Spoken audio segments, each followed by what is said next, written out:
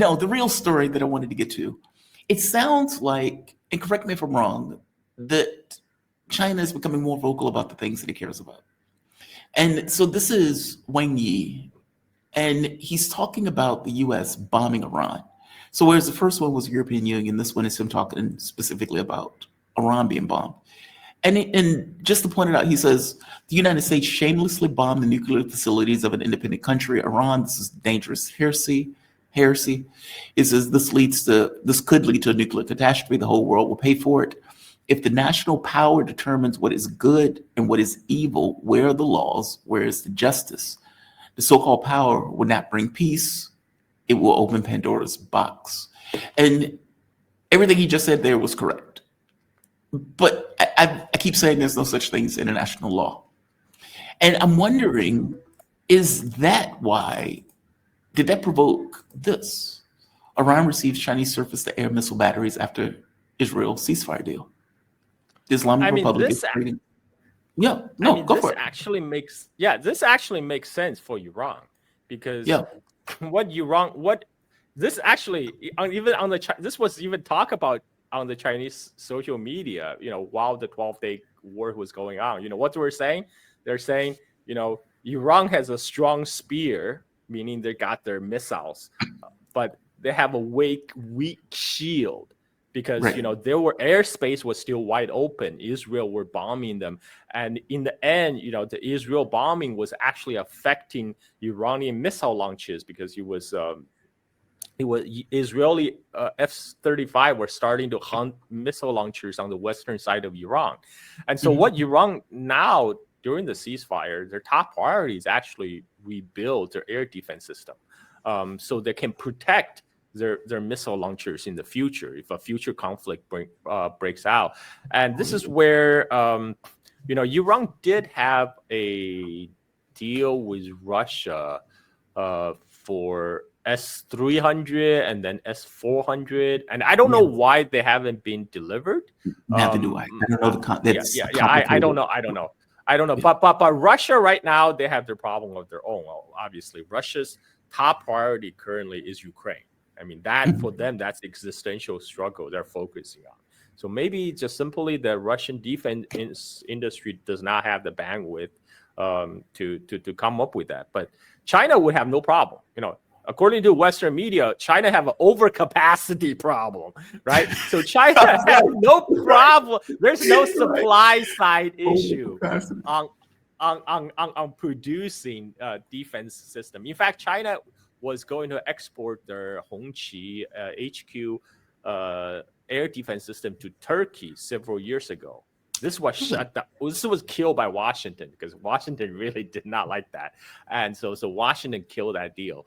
And so China is ready to export its air defense system. In fact, China did export its air defense system to Pakistan, and in fact, the latest performance of Chinese weapon system during the Pakistan-Indian conflict may have convinced the Iranian officials to pursue the weapon purchase from China, because the Chinese weapons are cost effective. They don't cost nearly as much as the Western systems, and there will be no supply issue. China can just keep on rolling them off the assembly line, and Iran right now, they don't have much time to waste. Their goal is to build up their air defense as quickly as possible. This is I think it makes perfect sense for them to go to China. And recently, Iran defense minister went to China for SCO, the Shanghai Cooperation Organization meeting,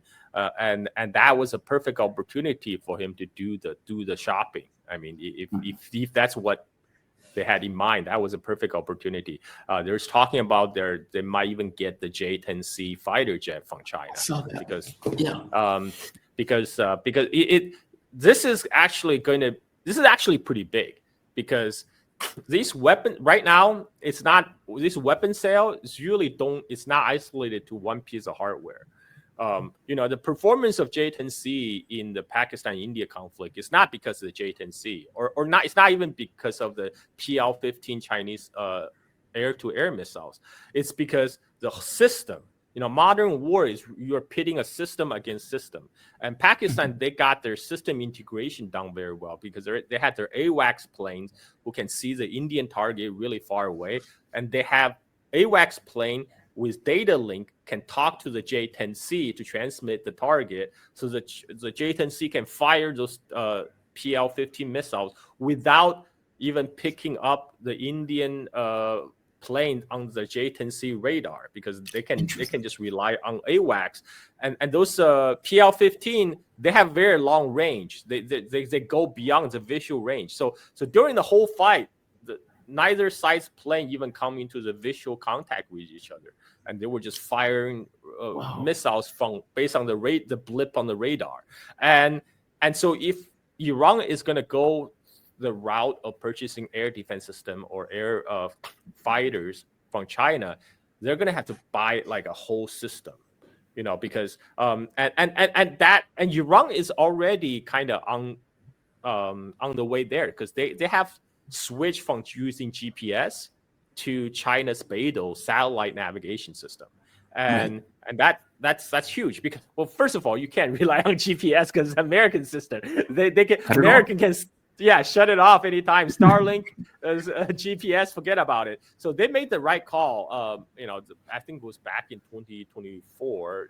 They said they already switched to the Chinese Beidou navigation system. So that means it was the Chinese satellites that was guiding those Iranian missiles to target Tel Aviv in the last 12 days, in those 12 days conflict. And then, then this will provide easier integration for the rebuilt Iranian air defense system, because they're already relying on the Chinese satellite navigation system that can easily integrate with their jet fighters, air defense system, and this actually makes the Iran-Russia-China relationship even tighter. Yes. Because military sale is never just like straight business, because you have to send in training. You have to send your pilots for training. You have to send your ground crew for training. The two sides will have to exchange personnel, and this is you have long-term service agreement for maintenance. So this is a multi-year, multi-decade-long relationship building exercise, and so before Iran was they try to go on their own, because Iran, they take their sovereignty and independence very seriously. So they didn't want to over rely on like any outside powers. But I think what those 12-day conflicts show is they do need some outside help. And now they can, now that the fact they're going to China, that means there's going to be tighter integration between Iran, between the BRICS and the SCO bloc, basically. They now before we say Iran is a BRICS member, but what does that mean? That just means they go to a BRICS summit together in Brazil, right? But now they actually have, if not military alliance, but they have very close military cooperation, where there's going to be some knowledge transfers. That's what training is about. There will be knowledge transfers. There will be personnel sharing. So this is going to make the Iran-China relationship tighter than ever. So this is pretty big. Carl, let me keep you just a little bit more on this one. Sure. Go ahead. I think, and correct me if I'm wrong, give me a take on this. This is thank God. Like this, I always make this thing like Iran wants to go bare-chested into battle. And it's like, dude, don't go bare-chested, wear armor. People wear armor. Meaning, I don't want you going into this on your own under this idea of this is what it means to be strong. Okay, don't do that. You have friends. Use your friends, especially when your friends are relying on you to exist. And so I love the fact that they're now saying, okay, yes, we survived. We could have done this better. Hey, let's get some help from our friends. What is this? Have some little help from your friends.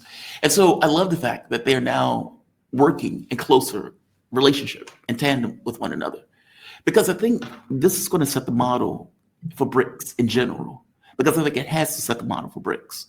Like, meaning, yes, the U.S. tried to go after Russia. Okay, that's a BRICS country. The U.S. tried to go after Iran. Okay, yeah, another BRICS country. The U.S. has been trying to pivot to go after China for, 20 years? Another BRICS country. And just so happened, that's the fulcrum of BRICS. So it's like, yeah, you do need to work in tandem with one another for your own protection. Not because you're dependent on another country, but because you're all interdependent upon one another in some respects. If one of you fall, the other ones are weaker by definition. So yes, I would prefer, and it seems that Iran has realized we're better off working together. And I would imagine that the other BRICS nations, on some level, are going to have to realize that security is also going to need to be a part of BRICS in general. Well, can you take on that? On Iran's defense, there's reason why this closer cooperation didn't happen earlier, because the international arms embargo on Iran wasn't lifted until October 2020. That was only like less than this is about like 4 years ago. So there was not enough time, because any kind of new weapon system, you would take years of training, setup, system integration to get it function perfectly. Right. So even if Iran purchases Chinese system tomorrow, it will probably take them a couple years to get everything functional smoothly. And it's gonna take time. And so I think I think this is definitely positive. Things are moving in the positive direction. And because this is what U.S. always do. U.S. is always, especially right now when U.S. manufacturing capacity is going down, it's now rely even more on its so-called allies, but really vassal states in Europe and East Asia, and I mean, that's what they are. And this is why Trump was going to NATO and telling everybody, like, hey, now you got to spend 5% of your GDP on military budget, right? I mean, which is insane, because even United States do not spend 5% of its GDP. United States have spent about 4% of its GDP, right? And all the Europeans, all they could say, just say, yes, daddy. Yes, daddy. I mean, like, it's so embarrassing that NATO secretary calling Trump daddy. I mean, that's so cringe. But I don't think grown-ass man, by the way, calling another grown-ass man daddy. Yeah, I know. And I don't think that's going to happen, because EU had promised back in 2014 to up their military spending to 2% of their GDP. And a lot of the EU countries still haven't reached that target yet. So this is 2025. So now they might agree to increase it to 5%. Who knows when they're going to reach that target? Like right now, they're just saying that to please their daddy, Trump. and we really don't know that they're ever going to reach that target. I don't think they will, because European right now, their economy is in shambles. And maybe the thinking is, okay, let's try military Keynesianism. Like our car industry got fucked by the Trump tariff and cutting off the Russian gas. Let's make tanks. I don't think that's gonna work. I just don't. Yeah, I don't. Yeah, I agree with you on that. Right? I mean, because it's a double whammy on so many levels. I mean, and the U.S. thinks it's too slick for its own good, and Europe is just like, just tell daddy whatever he needs to hear. We don't want daddy to be angry. Just tell him whatever he needs to hear. We, for one, Donald Trump expectation is that they buy overpriced U.S. weapons. So there's that. So the reason he's telling them like 5%, because he wants this kind of diversification of concerns, where it's like, okay, you take over the Russia part, as if Europe could do that. But he also knows that the weapons that they buy, the overwhelming majority, are going to come from the United States. So from Trump's point of view, you're buying out LNG for 5 times more. You're buying out weapons that are overpriced. Win-win. Win-win. Now, they are saying 10 years, which is funny to me, because Donald Trump may be dead and buried in 10 years, and he's damn sure not going to be in office in that time frame. So what is he really getting out of that? Anything? Like, it's just amazing to me. Legacy. Is that what it is? Legacy? The man of peace. I mean, I mean, I think Trump is kind of an American nationalist at heart. Like if you look at go back to his speeches back in 1980s. That's what he had been saying even back then. It's like, oh, Europe is such a free rider. They have been paying for the privilege for us to occupy them. And he says the same thing about Japan. Now he's a president. He's actually implementing all these ideas he had back in the 80s. Because you got to remember, 1980s that's when his peak year. That's Trump's peak year. So his mentality, his mindset is still stuck in the 1980s. He's just it's now like football putting them into practice. You just never gotten better in life. Yeah, I guess you're right. It's just funny to me. Like the free rider thing is always funny to me.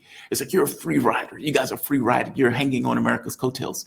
Listen to the fact that we love the fact that Europe was dependent upon us, because that allowed us to control Europe and the events that took place in Europe. And Trump flips it on his head and it's like, you guys are free riders. You guys are just, sucking off the teat of America. And if it wasn't for us, you'd be sniveling, in a swamp somewhere. At the same time, he's threatening to take over 98% of Denmark by taking the Greenland. Yeah. And then he wants Denmark to spend 5% of its GDP on arming itself to protect itself from Russia. Yeah, then he's going to call him a free rider. I'm curious, what do you think this goes with the Iran thing? I mean, I think it's great. I agree with you that there were sanctions. Oh, by the way, I'm gonna claim credit. Did I not say on your show that Trump was gonna do a symbolic strike and call it mission accomplished? Did I not say that? You probably did. I'm pretty sure I can pull the video and I wouldn't doubt what you did. Yeah, I wouldn't doubt it at all. Because that's exactly what he did. A theatrical strike in order to save Israel's ass. And then came on and was like, it's weird though, because under my model of things, the United States wants to overthrow the government of Iran. That's their job. That's their expectation. I think that the thing is, even Trump have realized that's not a realistic goal, because you cannot have. You saw what happened after the missiles start flying. Iranian people start to rally around the flag. Even yes, they did. Those Iranian liberals now they want the bomb, right? So regime change is not going to happen like Gaddafi style. They're not going to be able to just do some bombing campaign and have some opposition forces, marching on the capital. So that means you're going to need ground invasion. Well, Israel is not going to do that. It's going to be American boots on the ground. And that's immensely unpopular in the United States. I mean, Trump got to realize that. That's immensely unpopular after what happened to Iraq. So this is why Trump did the threading the needle. Okay, I'm going to do this glancing blow, but I'm going to tell Iranian in advance, I'm going to do this bombing, but don't retaliate. Please don't retaliate. And then he was upset when Iran didn't retaliate. But Iran also told the United States in advance, okay, we have to retaliate, to satisfy our honor. Just make sure all your ships getting out of the harbor, we're going to lob a couple of missiles at the Qatar base. And so in the end, Trump has done this so he can satisfy the Netanyahu. It's like, okay, I did my thing. I did it. Give me a Nobel Peace Prize. Give me Nobel Peace Prize.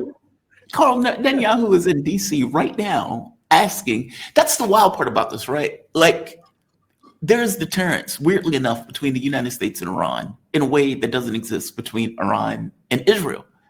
What you would think, Israel would be like, okay, this did not go well, but that's not the way they're thinking about it. Whereas Trump, and the reason why I say that is Trump came out and was like, all right, we destroy their entire nuclear facility. Everything's done, call it a day.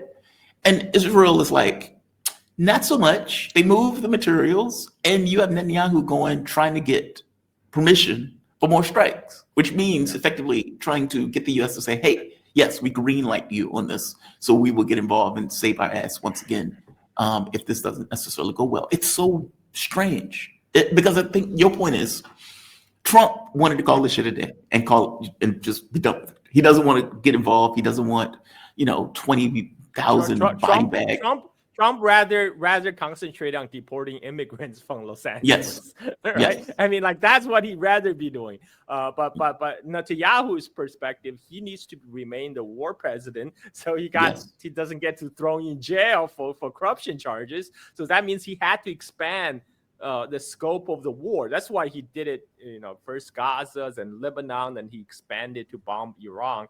And it's only after he realized, oh shit, U.S. don't exactly have our back when Tel Aviv are getting hit, Haifa are getting hit, and they realize, okay, if this keeps going any longer, the Israeli economy is going to face total collapse because all the settlers are going to start to leave when they can't have normal lives, and you can't run a settler colony without settlers, and this is why they asked for the ceasefire. But for Netanyahu, he had to keep the war going so he can remain the war president. So he can remain in power, so he doesn't end up in jail. So he has a totally different incentive than Trump, and this is why he still has the hope.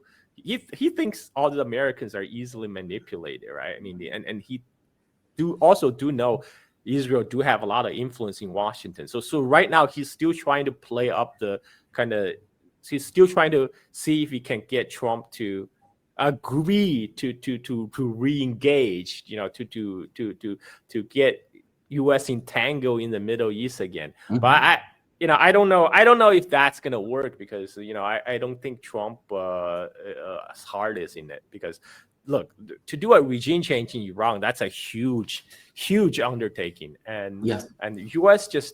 I don't think if U.S. even have the capacity for it.